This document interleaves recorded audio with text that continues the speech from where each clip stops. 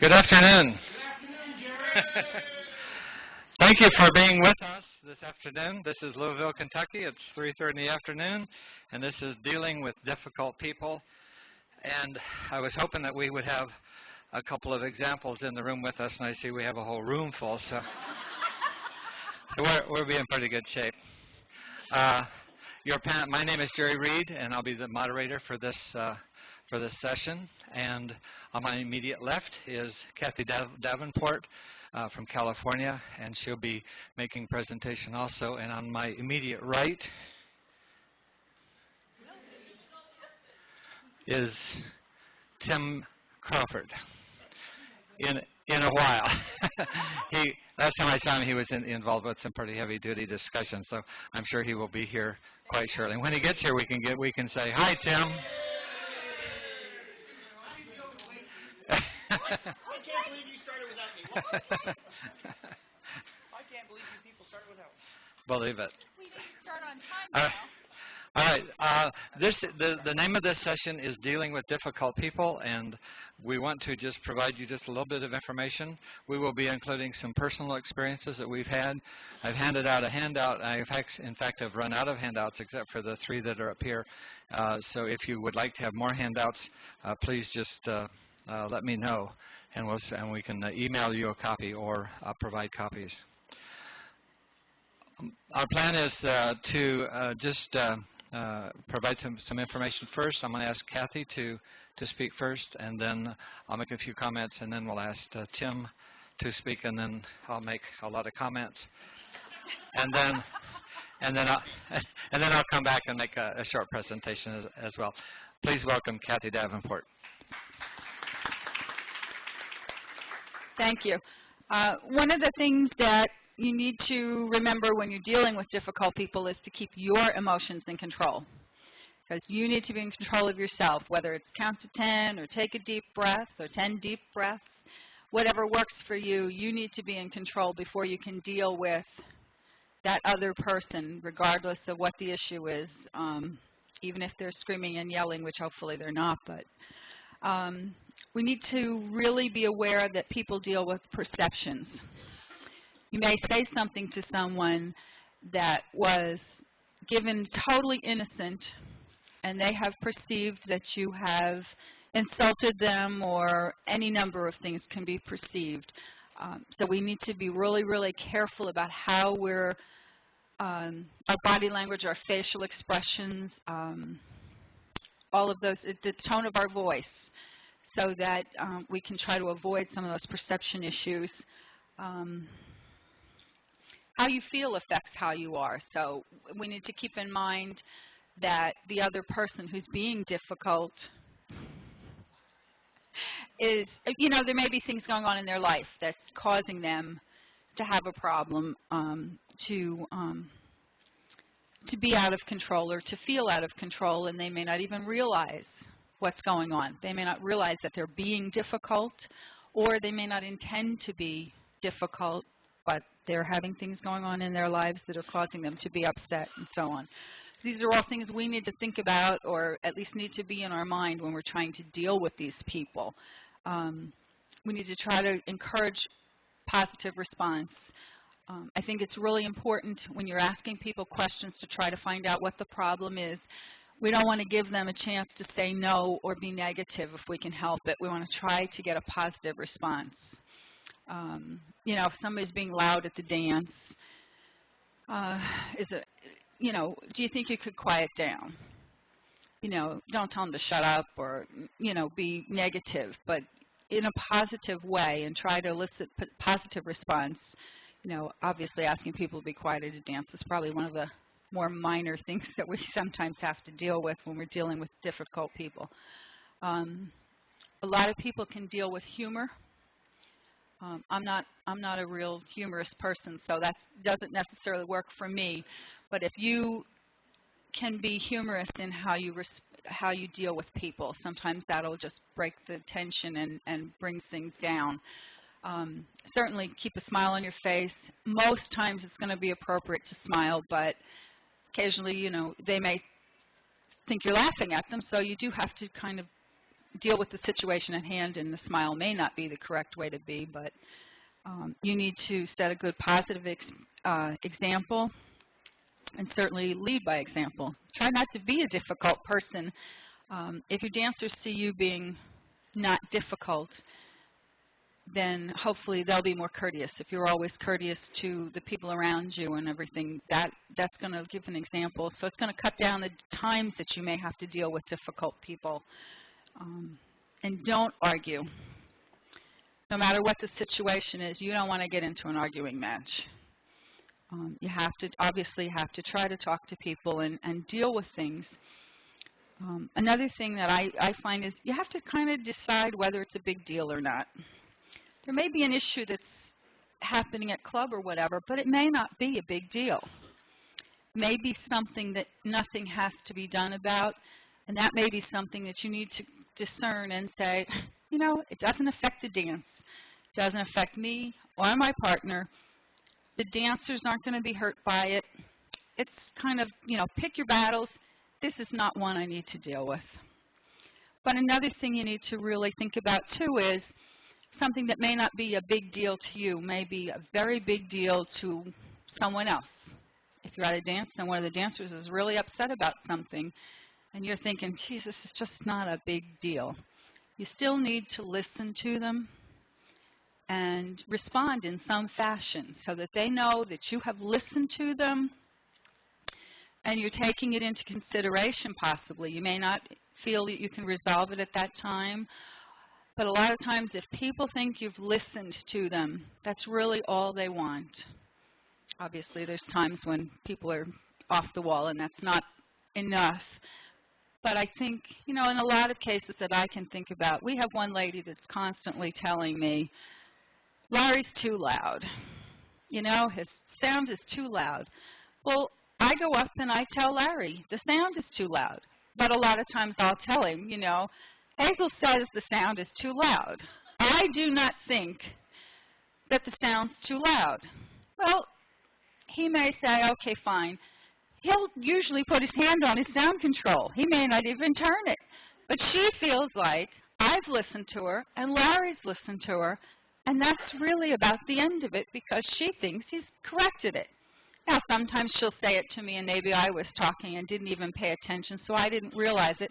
And I'll say, you know, Hazel says the sound's too loud, and it is. And then he'll adjust it. So the fact that she thinks, she knows that I've listened to her, even though we may not think an adjustment's necessary, we've listened and we've done something about it. Or we've at least thought about it and decided that whatever needed to be done. Certainly empathize with the person. There's a lot of things that happen in the club, and you really probably can't do anything about it. But you can certainly empathize and make them, there again, it's just make them feel that they've been listened to.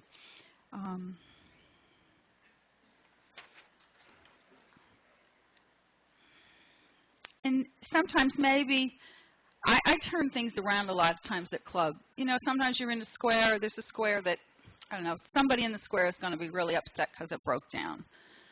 Well, you know, I'll take the blame for it. I'll say, geez, I went the wrong way, or sometimes I even say, must have been something the caller said. Of course, Larry's up there, and I'm blaming him for it. Sometimes when these things happen in a square, Larry will take the blame. You know, I called the wrong thing. Obviously, you didn't want to dance what I was calling. Because unfortunately, there are dancers that, you know, they don't want the square to break down, and even if they were the reason, they're going to blame everybody else in the square. So make a joke out of it, turn it around. You know, I'd rather take the blame than have one of the other dancers get climbed all over. Another way to deal with difficult people at a dance is sometimes you have to refer it somewhere else. You know, there are things I cannot, as a partner, deal with. There's just nothing I can do about it. Then maybe I'll get Larry involved, and as the caller, he's maybe better able to deal with it he may not be better able to deal with it, but in the dancer's perception he might be. Because a lot of the dancers still put the callers up on a pedestal, and so, hey, the caller says, do this. They'll do it. I could have said the same thing, and they'll say, yeah, right. Fat chance. There are issues that the club has to deal with. That the president of the club or somebody within the club, it doesn't even have to be an officer, depending on the issues. But sometimes you have to deal the problem away from yourself. We have to realize that we cannot solve every problem that comes up at a dance or anywhere else, at home or just any kind of problem. There's sometimes you have to put it on somebody else and let them handle it because they're in a better position to do that. And avoidance may not be the best issue, but there are some dancers that I don't totally avoid, but I will say, hi, how are you? And I'll make sure I've got somewhere else to go. Because I know that if I stop and talk to them, I'm not going to be a happy camper, because I can think of one dancer that invariably she's got something to say just so she can get my goat. She gets under my skin. I don't know if she knows she does it, but she does. So I do not get into a long conversation with her because she just irritates the heck out of me. And so there is a situation where she's a difficult person for me to deal with in that sense. I mean, she'll come to the dance, and I don't care what's going on. She is always telling me, and everybody at the dance, about another dance she went to and what great choreography was there. Well, she probably doesn't mean anything negative about the choreography Larry's calling, but I invariably take it that she's not happy with what he's calling. I don't know what she means, but it irritates me very much. It's like, if you don't want to be here, don't come. So my situation on that is just to avoid the situation as much as I can, because I can't do anything about it. I'm not going to tell her off, and I'm not going to tell her, that she's insulting Larry. So I just do my best to avoid that situation. And Larry also has a policy that he never, if somebody comes up and tells him, gee, I really hate that music, he registers that somewhere in his mind. And if that dancer is at a dance, he will not use that record. And it's another way of avoiding, but it avoids an issue, because some dancers are really, really outspoken. I've been at dances where a caller will put a record on and the needle drops, and they're like, the dancer will yell out so that the entire dance hears, I hate that record. So it just avoids an issue. So there are ways to avoid things. If you know that something is going to bother somebody, avoid it in situations you can. And certainly don't retaliate. If you're having a discussion with a dancer and they're telling you all sorts of things they don't like or whatever the issue is of the moment, I wouldn't, obviously do your best not to say nasty things back, because that just doesn't help the situation at all, of course.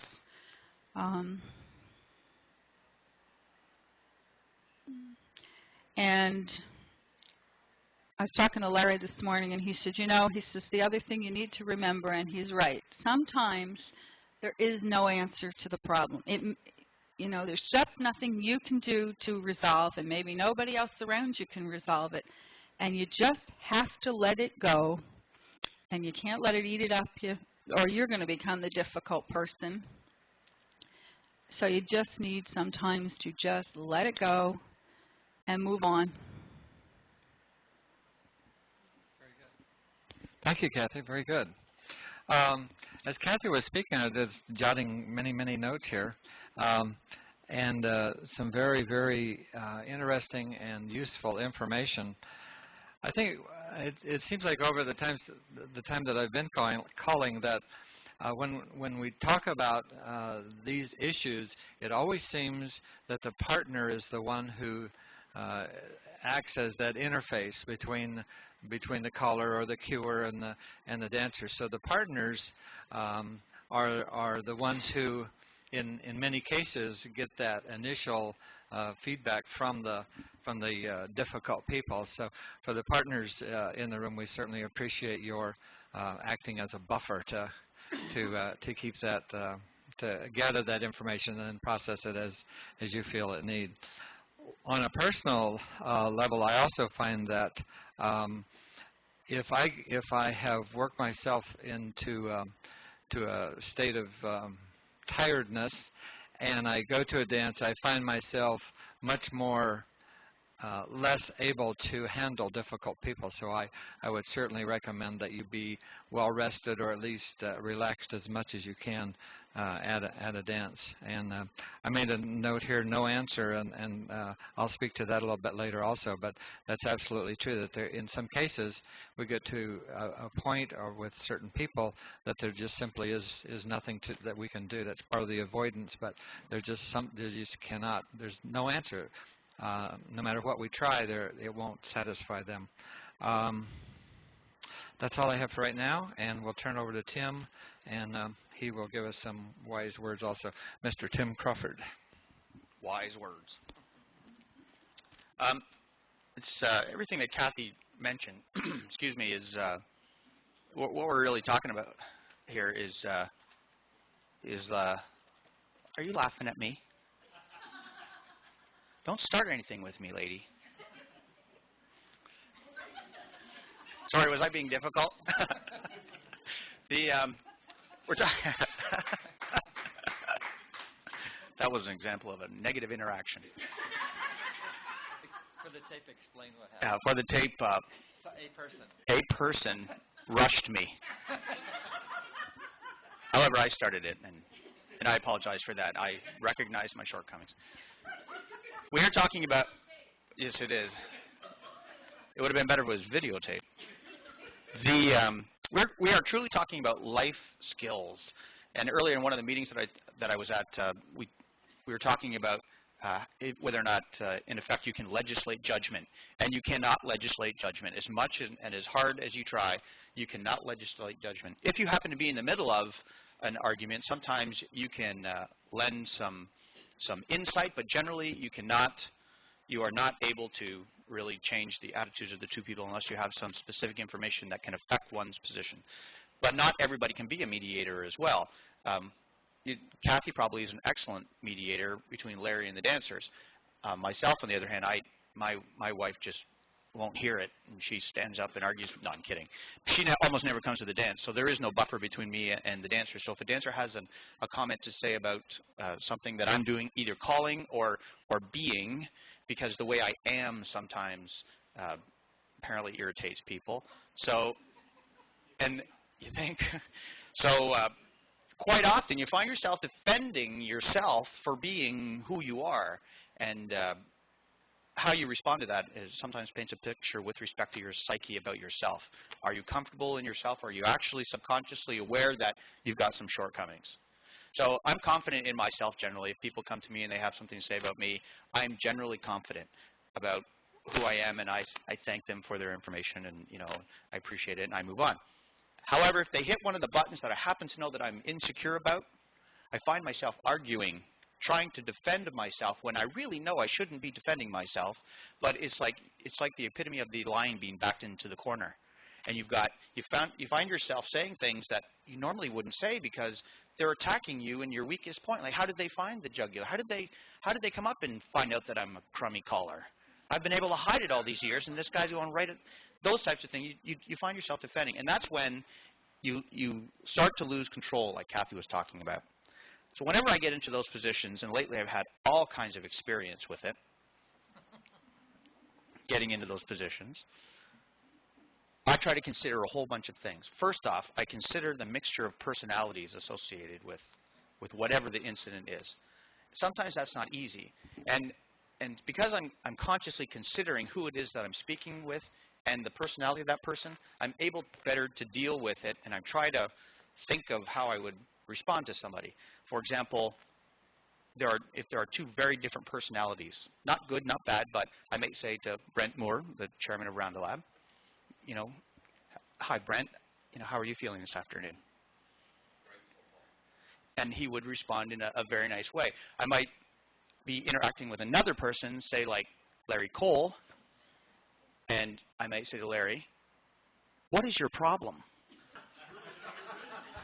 And he would respond by saying, it's really none of your business. But I recognize that Larry's personality might be more challenging than Brent's personality, so I might want to change how I do that. And I talk to Larry and say, hi, Larry, how are you today? See, that's just worked perfectly.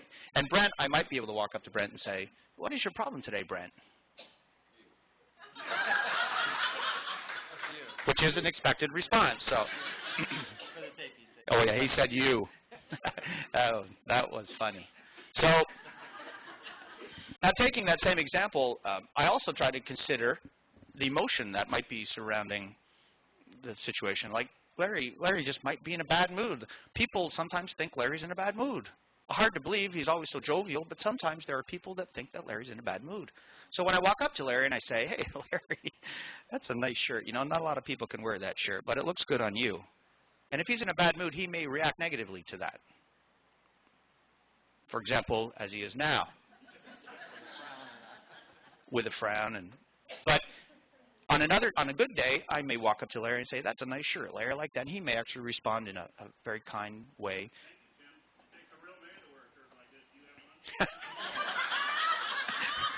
No, I do not have a shirt like that, thankfully. Larry responded with? Larry responded with, I can't remember what you said now. That's the other thing. You should always try to be, you know, in tune with the person you're talking to so that you never have to repeat what they say. He said thanks. He said, thank you, only real men wear that shirt. Do you have one? For the people listening to this tape 5 years from now. But you do have to consider the emotion, because not your interaction with those people, you should always be considering the mix of personalities, and some people are more emotional about certain issues. Certainly age, sex, marital status, and those types of things. You know, you want to be so careful how you approach those things, because they are hot buttons for emotions.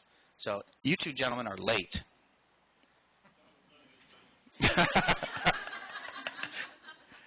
And you have to consider a mix of intentions. So, in fact, my intentions with these two guys that came in late was to antagonize them and say, where the heck have you been? The other intention I could have had, that was a negative intention, but I consider that my intention in this case, I've changed my mind, you know, that Don and Dana came in late because they had other obligations. So I have a different intention now to say, thank you for joining us. If you'd like to review anything that we've talked about, we'd be glad to do it with you afterwards. It's non-confrontational, and my intent is to try to keep the peace. Other people would not be intending to do that. They would intend to go after somebody for being late.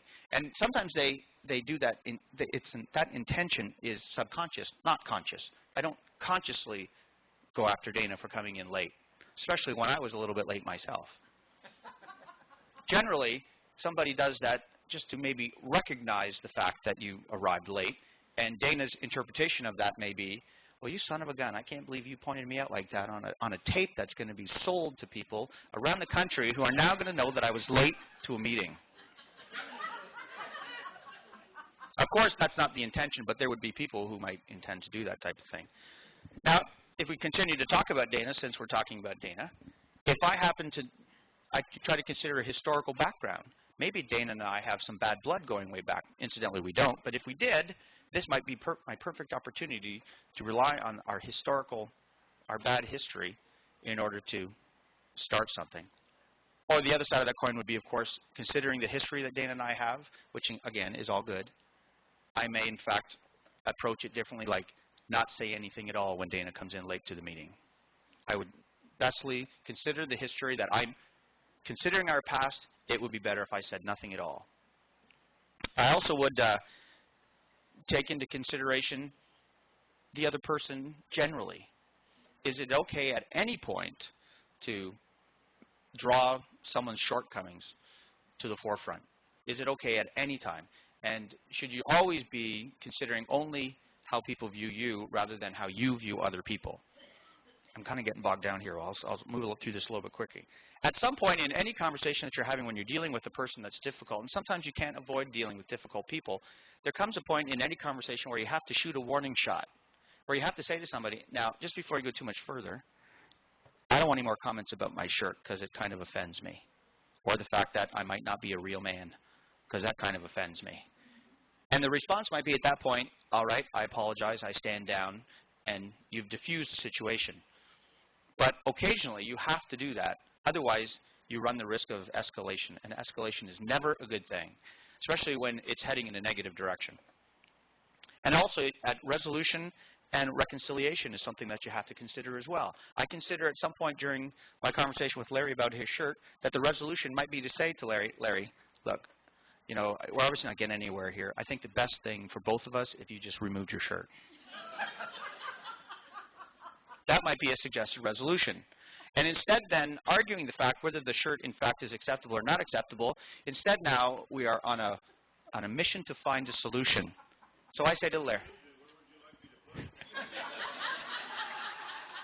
you might expect a response like, if I removed it, where would you like me to put it?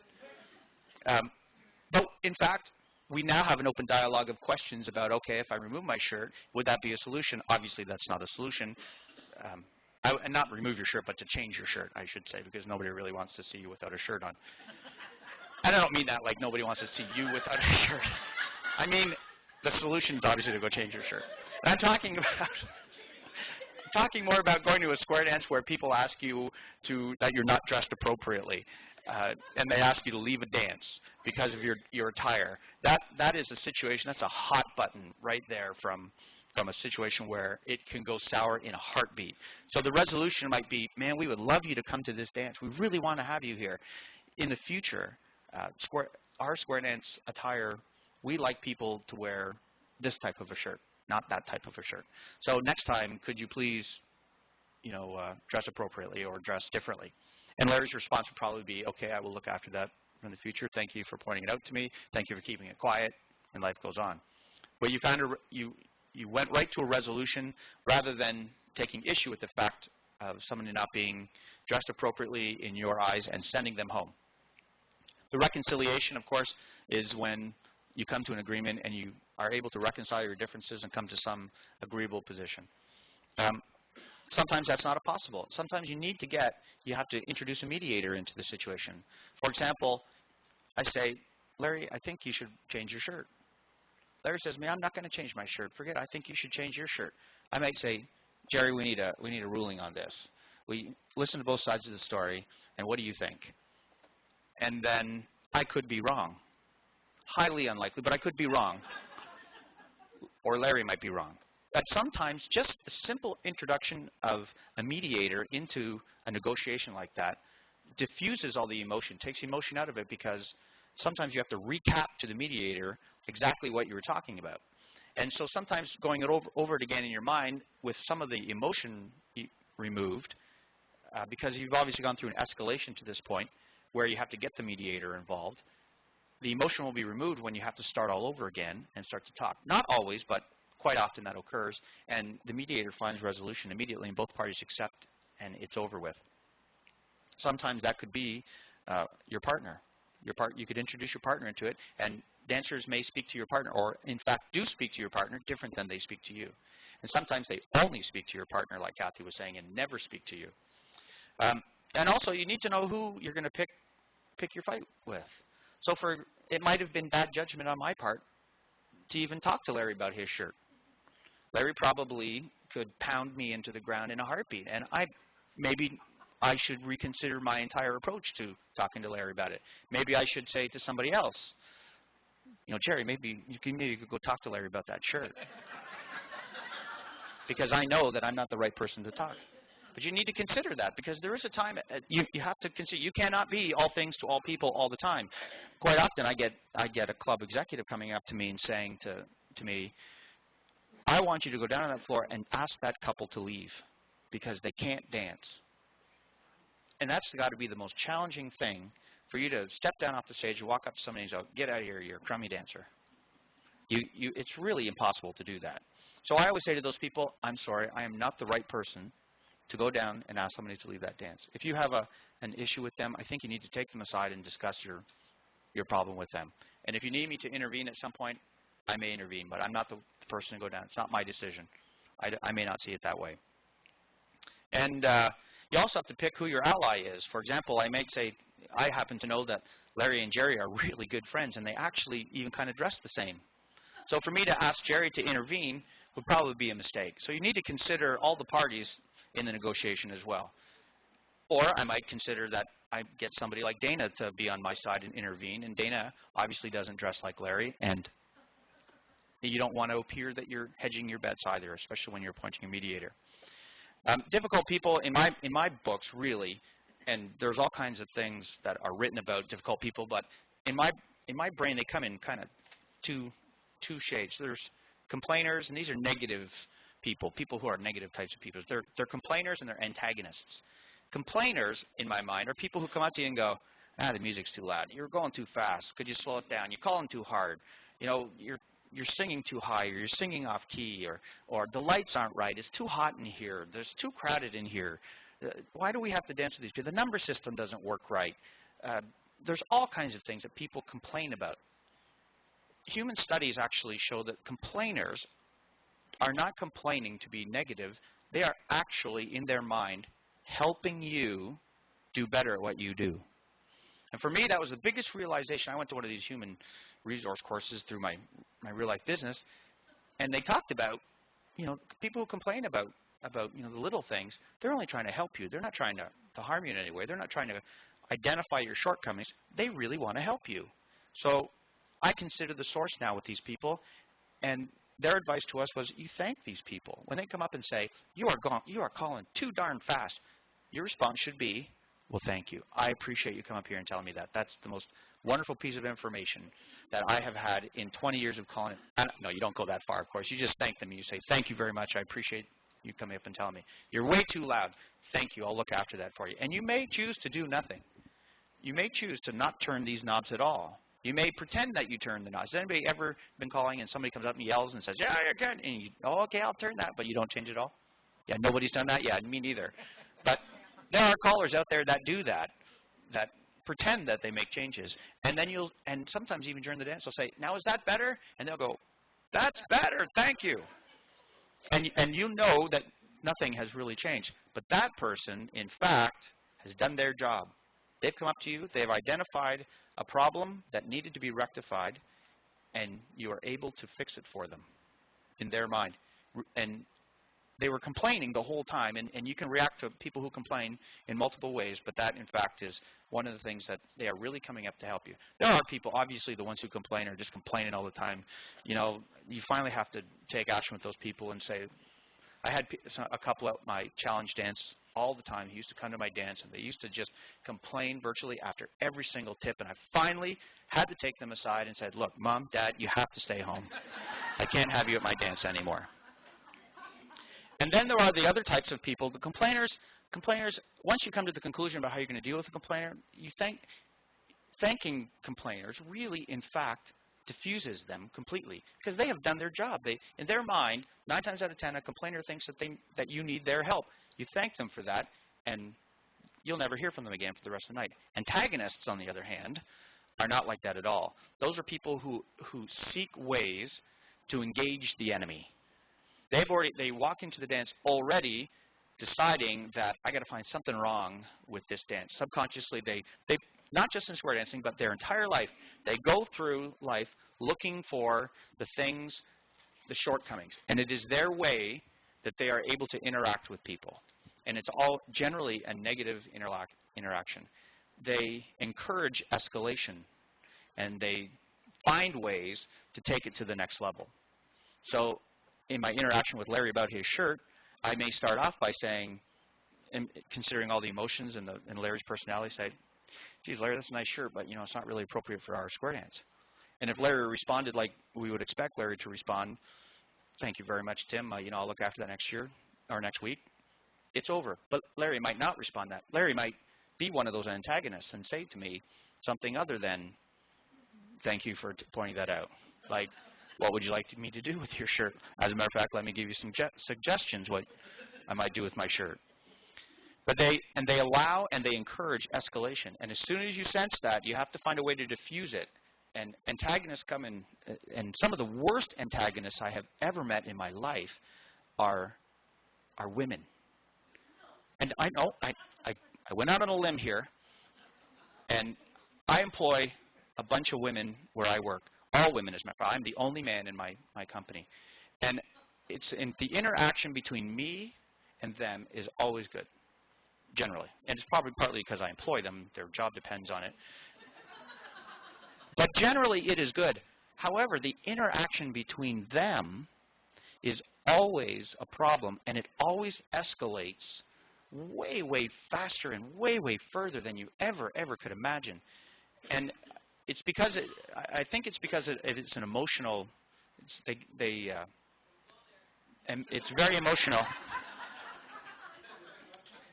Ben, I see it at dances all the time as well. You'll see the husband and wife standing out there, and quite often when you come down off the floor, it'll be the woman that has the words of wisdom for you. And again, I try to thank you very much. I appreciate it. And 9 times out of 10, it diffuses is everything. But if a man comes up and talks to me, it seems to be he says, "Geez, you're going awful fast. You got to slow down." And I'll say, "Thank you very much."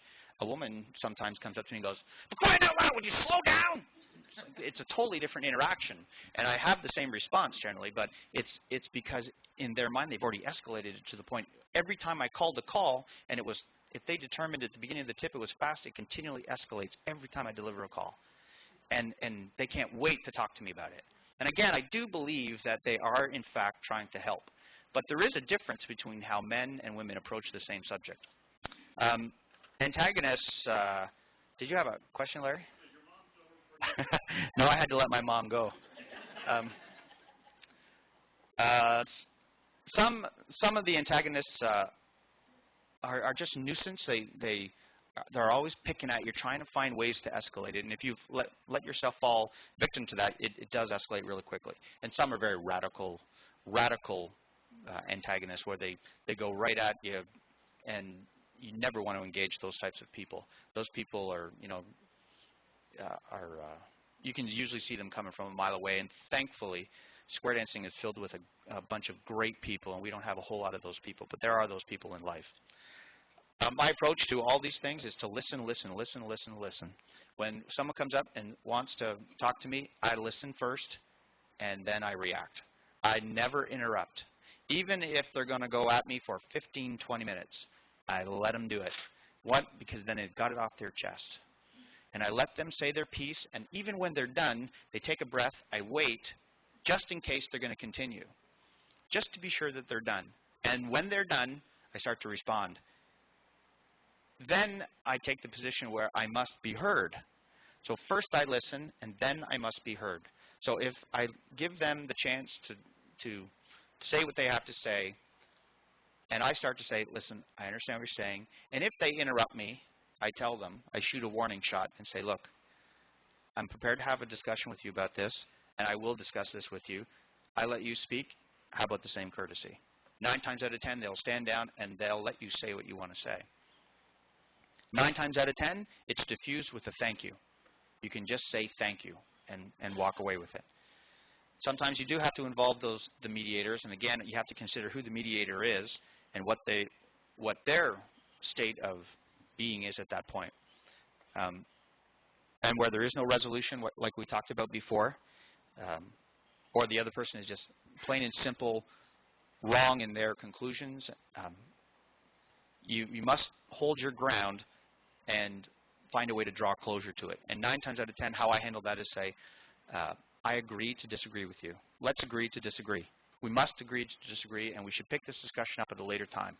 But this is not the appropriate place, nor is it the appropriate time. Unless it is the appropriate time, and in which case you proceed. And the last thing you ever want to do is you never accept someone's evil ways. So if someone is doing something that's evil, mean-spirited, and underhanded, as uncomfortable as it is sometimes, you must stand your ground and call them on that. That's just a simple life skill. It's not right to be victim to bad people. Okay? Thank you for your time, and just thank you to Brent and Larry and Dana and Don. You're good sports. Late, but you're good sports. Thank you, Tim. Very good. The handout that that I did hand out, I think I ran probably about 4 or 5 short. And if you'll give me your name after the session, I'll make sure you do get a copy of that. Okay, yeah, we got a couple extra up here. But this is just some basic information that I took out of one of the sources that we have at the office, and I thought I would ask Kathy and Tim to do their talk first, and then come back to this to kind of a wrap-up kind of thing, and perhaps give you some of my personal input as well. But as it says, almost all of us, I'd say probably pretty close to 100% of us, deal or come across difficult people at some point in our life. That may be at work, it may be on the road, it may be in the store, or certainly at a dance event.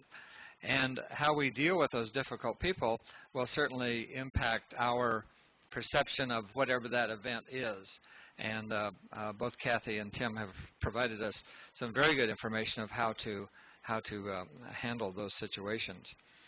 I have like six categories, types of difficult people that have been identified in some of the literature I've been looking at. And if you go down to number 6, I'm not sure if that's grippers or gripers, but it's supposed to be gripers. But just and these categories do not necessarily apply to square dancing only. These categories are certainly the difficult people that we meet wherever we might meet them. First of all, the know-it-alls, I would have a quote from them that would say, you know, I know how to do this better than any of you people, and we in Florida we get this sometimes. We did it this way up north. So no matter what project or what idea you may have, or some proposal that's coming along, they have the idea that it's how to do that particular project or idea better. And those particular know-it-alls many times tend to not want to listen to any other way. The next category that's on there, the passives. These are the people who will agree to actually help or cooperate with whatever you want to accomplish, whatever proposal might be coming up, and then because they don't really believe that this is what this type of project is, then their lack of activity or their activity will actually undermine what you're trying to do. And then in most of our experiences, we have come across the dictators, and again, these people are the it's my way or the highway, and there are ways to deal with those folks also. It's been my experience that in clubs which are led by dictators tend to begin to diminish in membership.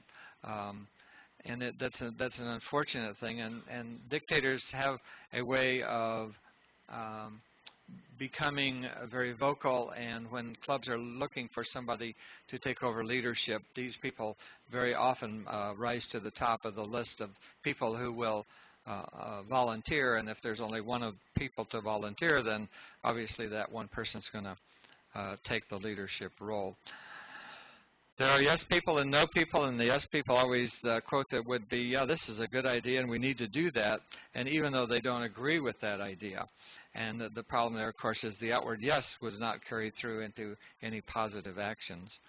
And the no people are just the other side of that. No matter what the idea is, no, this is a bad idea. There's no way we should do that. This will never work. They will object to all ideas, and they will not even consider any alternatives. And the grippers, well, I'm sorry, the gripers, I knew this would not work. Why are you doing this? Why don't you do it this way or that way? And all of these various categories, as Kathy and Tim have both talked to, the way that they approach dealing with difficult people is one of the things you want to try to do is as Tim mentioned, try to evaluate the person that you're dealing with, and in many cases, because of the repetitiveness of our dance events, and we do meet the same people over and over and gather with those same people, and that's one of the strong points of our dance activity. And we begin to recognize personalities and how they are going to react in different situations. And we can pretty well, not consciously I don't think, but we kind of pretty well put these people into whatever category they might fall into. And our challenge then is to react to those people, or to observe their actions and then respond to them in the ways that both Kathy and Tim have talked about. And it's sometimes a very, it can be a difficult challenge to us to not respond in kind. And we, as I mentioned from my personal experience, if I go to an event, whether that be work or a dance or a gathering of any kind, and I've not had enough rest, I go there tired, that I find my initial reactions to different events is different from when I am not tired. And I really have to take a conscious effort to not respond to difficult people with an immediate comeback or challenge them. And I pride myself, or at least I hope I'm able to do that quite well. Some of just a quick personal experience. The two that really come to mind, we had a lady in one of our dance clubs that was exactly like Tim was talking about, one of those gripper people. And no matter what it was, it was wrong. I mean, it cost too much to go to the dance. You know, the lighting is not good. The coffee's too cold. The coffee's too hot. Strangely, she never complained about my calling, but and there was a particular issue concerning some young people that were trying to join our club, and became a very big issue among within the club.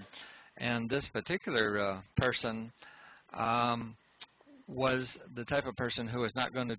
We weren't going to change her mind no matter what. She didn't want to hear any yeses or nos or any kind of ideas.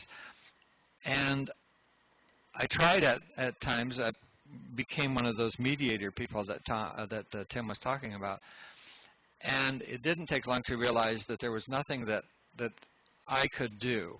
There was nothing that I tried to do. I tried to reason with her, listen to her, thank her for her input, as Tim said. And but I came to the point where I realized there was absolutely nothing that I could do about this situation and her perception of it. My decision was to just set it aside, like one of Kathy's points, to avoid that situation. And this particular person left the club, and about 4 months later, they started to come back. And her personality didn't change. My personality, my perception of her didn't change, but the situation was such that it was now tolerable. It was not disruptive at the dance. It wasn't.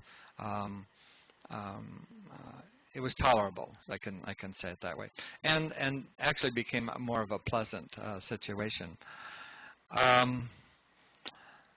have another situation I may get to if we have time. What I'd like to do is to perhaps ask for some input from you guys of questions or comments, or perhaps some of your experiences, and so we can share of how we might be able to gain better information. And if you would speak with the remote mic, and I think we only have one mic in here. So here's Roy that will help us out. Thank you, Roy Gata. Put your hand up if you want to talk. Identify yourself, please. Mel Leiter, Lexington, Kentucky. I had a situation once with an angel, and whenever I had angels with class, I always prep the angels as far as being there and trying to assist, and if there were instructions, let me give them, those kinds of things. And I was trying to teach the class do-sa-do, and I use like with early on in the class, I'll use do-sa-do a quarter, half, three-quarters, and full do-sa-do to give them an idea of it. And the angel was doing a kick, just walking up and doing the kicking stuff back and forth. And so I asked over the mic that, if everyone would do the regular do-so-do, I'd appreciate it. And basically, the dancer refused. So at that point, when you're trying to teach this, what is an approach that might resolve that situation? Does anybody have an idea on that?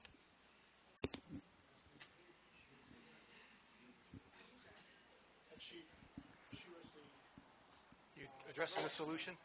Yeah. You had your hand up first.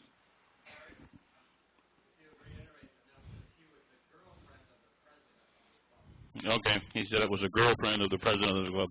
I think when you address those kind of situations, first, Larry Cole from Indiana, I think first you have to be sure that they understand why you need them to do it correctly. And that would be that we learn by repetition. And if you do a call differently every time, it cuts down the learning process. You be sure that you've done that, and that they truly understand why in class your angels need to do things correctly so that your other people can learn. And if it gets beyond that and they still absolutely insist to do it correctly, I think you have to take them off the dance floor, plain and simple. Besides throwing them the hell out, Dick Manciotti from Luray, Virginia.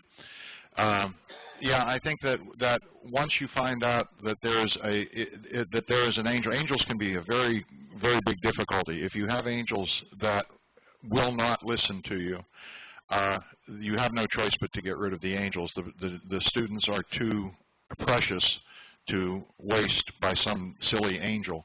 But for years, every class that I taught, I prepared beforehand a list of 10 commandments for the angels. And among them were things about you have to do things the way I say to do them, not the way you want to do them, and so on. It helped not a bit, except that it gave me an excuse then to be able to go to them and say, wait a minute, you saw this before, you looked at this, here's the way you agreed to be an angel, now do it or the highway, okay? Just another thing on that, I was looking for other hands before I spoke since I have the microphone. I'm Roy Goddard from New Jersey. Speak to them from an educational standpoint, being an educator, in that we appreciate you're here and all this, but if you do this, you're going to confuse them. They're learning a new language, and they're learning a new body mechanics, and they're learning new muscle memory, and if we confuse that muscle memory and the mental thing, it's just going to take it that much longer for them to be able to get to the club and do the things that you're doing. And that seems to help. Whoa. Okay, so it went up 1, 2, 3, and then I'm going to be 4. Bob Jones, Troy, Ohio. If you've done everything that you've said in here, I've found one good one that really works.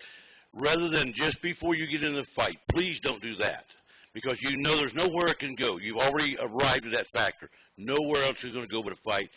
Just look him straight in the eye, say, God loves you too, and walk away. That will defuse the whole thing. It works. It does work. Even in the unions, when you're negotiating, it does work.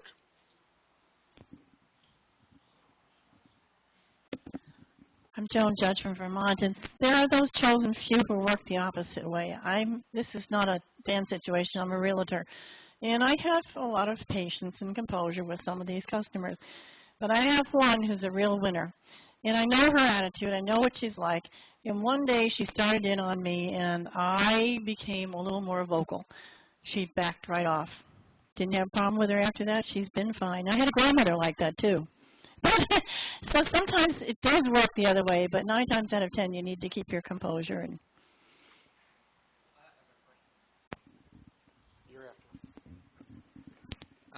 This is Jerry Reed again. In response to that, was this a different situation that you normally would not have reacted that way?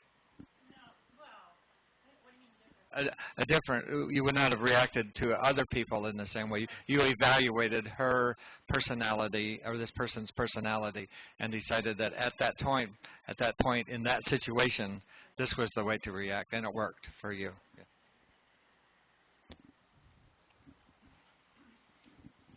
Bill Trevin from Saskatchewan. Tim saying it real nice these days, so I thought I'd go along with Saskatchewan. I've had a group of people that have come out with angels. I don't always know who's going to come out as an angel because we have a zone and people volunteer out of the clubs. Problems with angels, and we've all experienced it, is that we break a call down and do a step here, talk about it, and do another step. The angels haven't been paying attention to that part, and they get about halfway there. What was the call, and where the heck am I? And they kind of get lost on it a little bit. Anytime I have a problem with that, or if they're doing something non-standard, I stop and I talk to my new dancers, and I say, you're going to have to be lenient with these angels because they're dancing at club level. They're not doing our instruction thing, and just be patient with them. They'll catch up to you, you know, and I use a little humor with it, and it seemed to work for me so far. Roy Gotta from New Jersey again. A phrase that everybody's come up with, different things, different words we can use, and any more that you can get would always be helpful. These I got from Betsy because some of you know that some people consider me confrontational, and I am, and so I try and avoid the situations. And Betsy worked in a job which involved confrontation every day. She worked for the Department of Social Services, and she was a supervisor, and the rule of thumb was if a client became confrontational, refer him to the supervisor.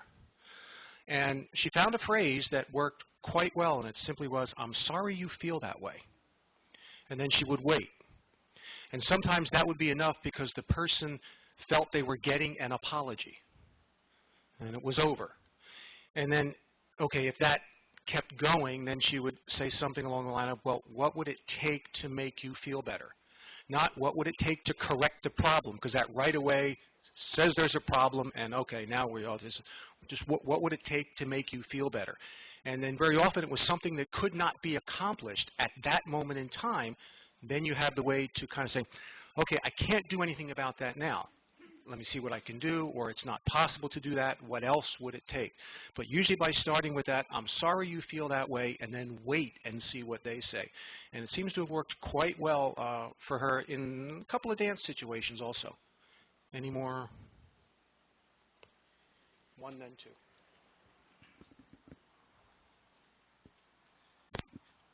Tom Rudebach from Ohio. Just to emphasize what Roy said and Tim said also, in my previous life, I was a manager in a bank.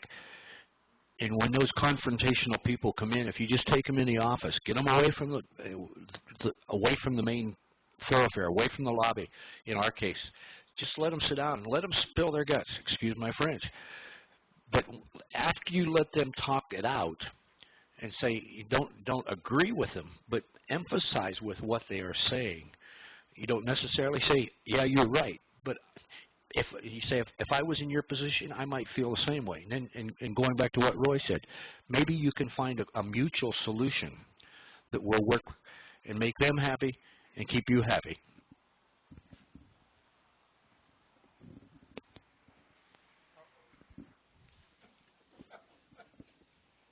Patty Green, Salem, New Hampshire. I have a couple of angel techniques that I use right from day one because every class there's a couple angels that just shouldn't dance with new dancers. They come, they support, but you know, you would know it would be better if they weren't there. And what I tend to do is I do two things. The first is I enlist my club members who are the good angels, who know that these angels shouldn't be dancing with the bad angels. And I ask them, I have one dancer who really should never be, they should never be a new dancer's corner because they have a hard time with Alaman left. I ask good angels, you know, if you square up and this dancer is a corner, just make, you know, switch, if you can switch around, just make sure that he's not somebody's corner, she's not somebody's corner. And, you know, if you see this guy beeline towards a classwoman, then, you know, can somebody just please intercept and just go a little quicker so that they can't do it. The other thing I do right from day one is you also know that a lot of times you shouldn't pair certain people with other certain people because it gets really difficult, whether they're yanking somebody through a square or the know-it-alls that know everything. And I very early on will move people physically. You know, Joe and Sandy, can you switch places with blah, blah, blah, blah, blah. And I do it often enough that nobody knows why I'm doing it. They don't know if they're the problem or if my corn is a problem. They have no idea who the problem is. And I find for me, because I don't want to dress down an angel necessarily because I need their body, but they're not, you know, then I can have a little bit of control over who's dancing with who and diffuse a lot of the issues. If somebody doesn't get along with somebody, I can kind of get them out of there and just move them away to a safer spot.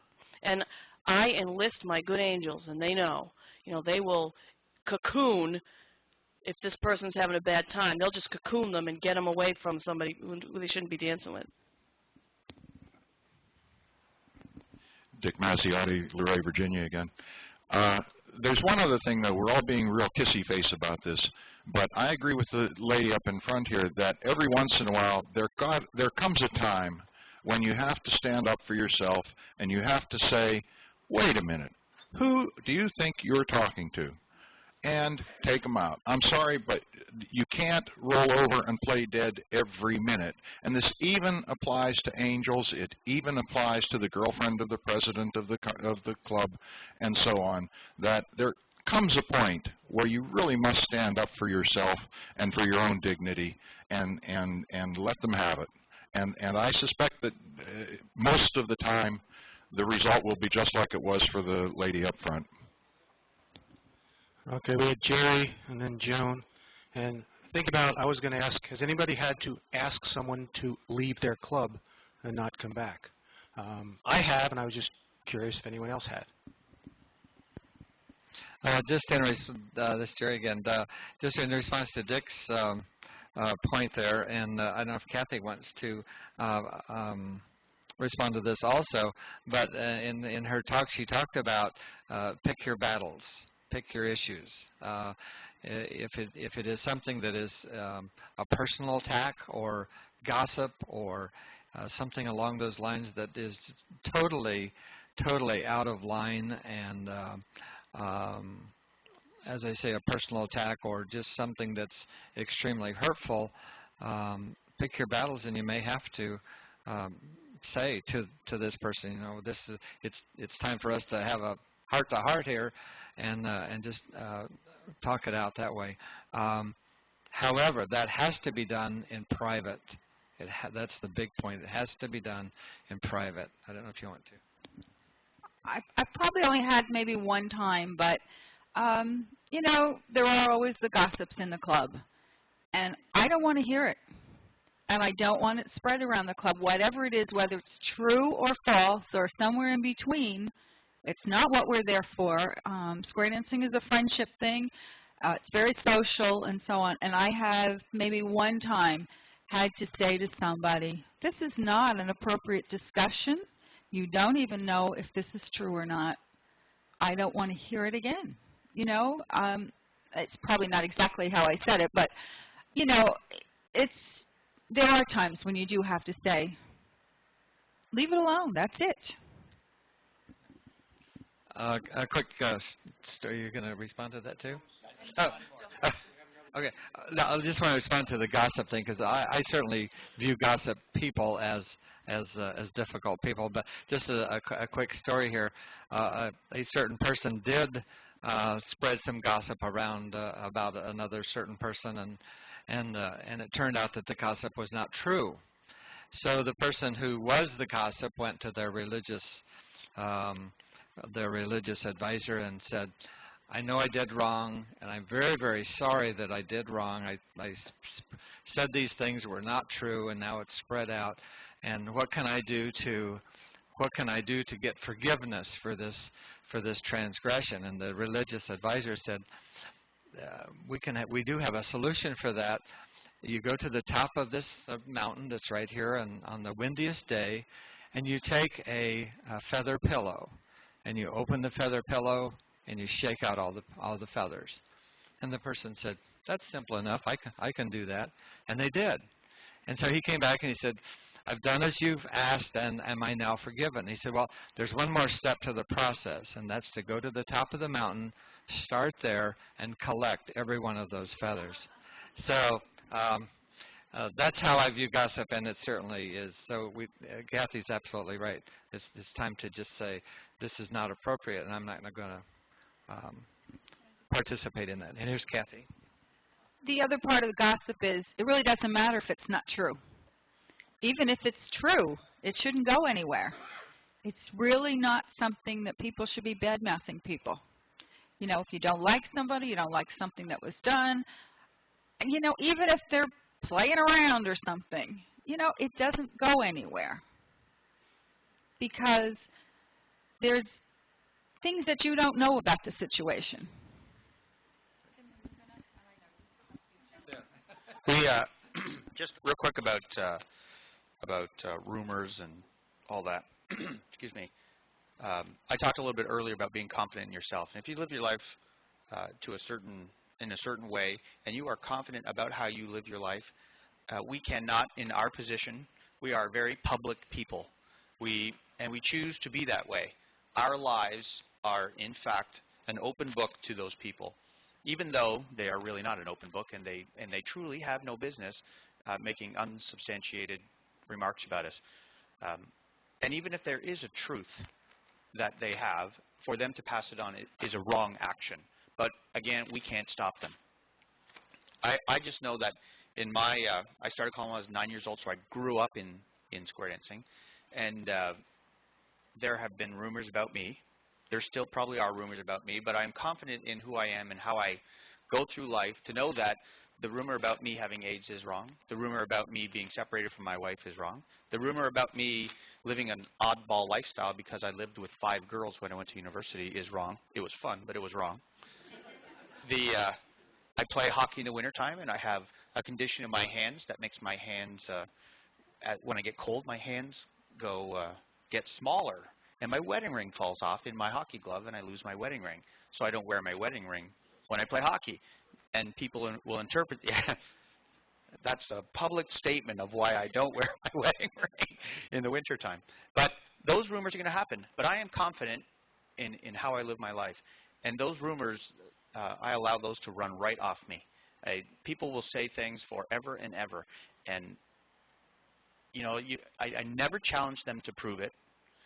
And at some point, when the rumors occur, people, if you live your life a certain way, other people will stop the rumors for you. And in every single one of those cases, for me, that's what's happened. People have stopped other people from doing those rumors. I just encourage you just to live your life be as good as you can be and be confident in who you are. And we can't stop the rumors, and sometimes trying to stop the rumors creates more problems than it solves.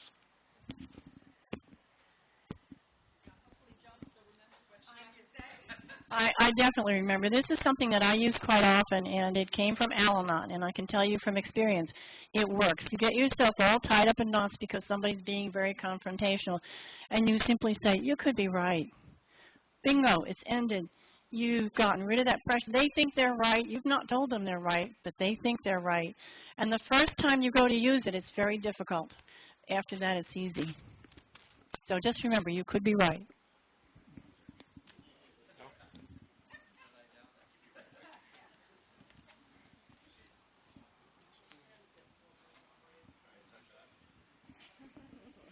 I'm pretty laid back and mellow, and I can take most of the criticism toward. I'm Lee Ashwell, and I can take the criticism of me, but when they criticize my wife, I have a real problem with it.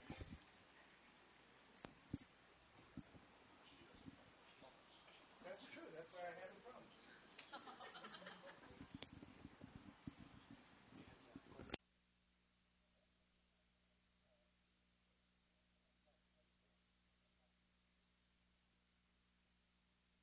You did what? Oh.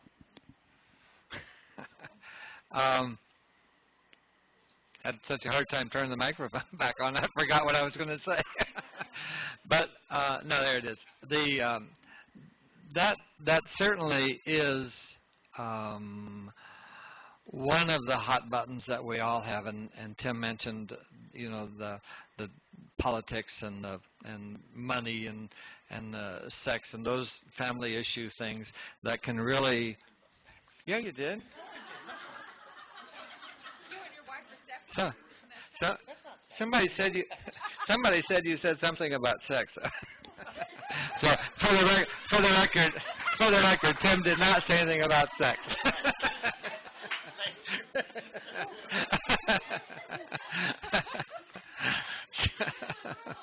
So, just a rumor. Yeah. But we all have those. We all have those hot buttons for sure. And personal criticism is a biggie. It really is. And family criticism as well, as Lee has said. I can't imagine that anybody would ever say anything not nice about Lee. She is a wonderful, wonderful person. But but I'm hoping that. Did you have any closing remarks, Tim?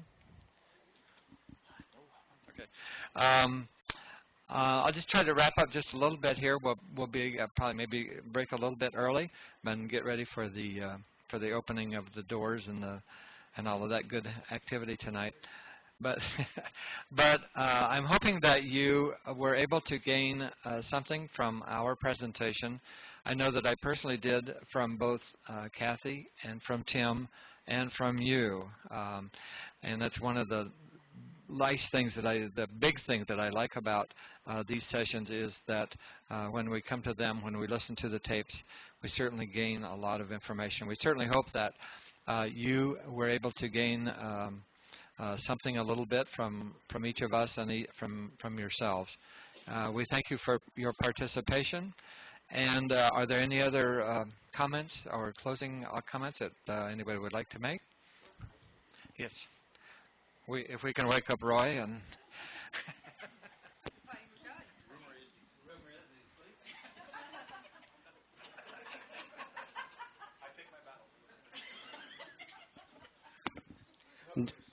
Don Higgins,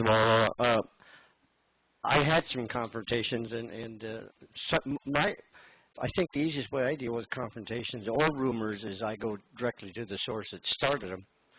And also, when I hear something negative, I try to, especially like the chain of command is so easy to squelch things that, you know, if you hear something, you don't take it to somebody above the person that you're griping about. You take it to that person first and let them know you're going above them.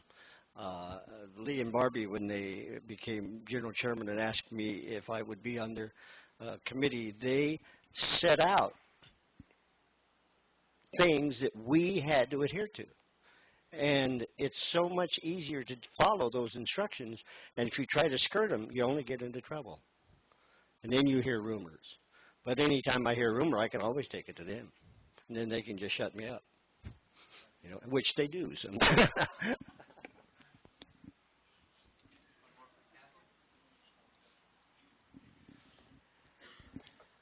I agree about rumors about yourself, not to try to stop them, but I think that in our positions as leaders, when you hear rumors about club members, you need to stop them, or at least take steps to stop them. True or not, that just has no place in the activity, and as Tim said, trying to stop rumors about yourself is counterproductive, but certainly we can take steps to stop rumors about the dancers, officers, other callers in the area, and the like cuers and so on. We should be where the rumor stops, and we should make those, you know, make sure that those people understand that you don't condone the passing of those rumors. I just want to say one more comment and just say that we as leaders have to be incredible people. We are required to be incredible people when it comes to dealing with difficult people. And the fact that we are able to, as often as we are, diffuse situations really paints a very good picture of our activity. Difficult people spring on you. They surprise you. You never see them coming. They are there, and we are forced to react immediately. And I just want to say that in all my 31 years of calling, I have never seen a leader really drop the ball on that. So as a group, I believe we exceed far beyond any other group that I've ever been associated with. We keep the peace, and we should all applaud ourselves for having the ability to do that type of thing. Tim is correct. Again, on a personal note, a couple of years ago, I personally experienced a not only a difficult person, but a room full of 300 difficult people. And the way the situation, I mean, they were upset about certain activities or certain things that were happening or weren't happening. And the way that we handled that situation was, as we've already heard, we listened. We said, we hear you. We understand what you're saying. You could be right. We didn't say, you know, you're all wet, and you know that's the way it is, and that's just tough. But you know, we said, you may be right. We hear what you're saying. We didn't say that they were right or they were wrong or that we agreed with them or that we disagreed with them. Only that we understood what they were saying. I think that's an important point, is to let the person know that you understand what they are saying. You understand what they're feeling. You may or may not agree with their point of view, but just in many cases, as Kathy has said and Tim has said, in many cases that is enough right there just to diffuse a potential bad situation. Once again, thank you very much for being with us, and we hope to see you at dinner time. Thank you very much for being here.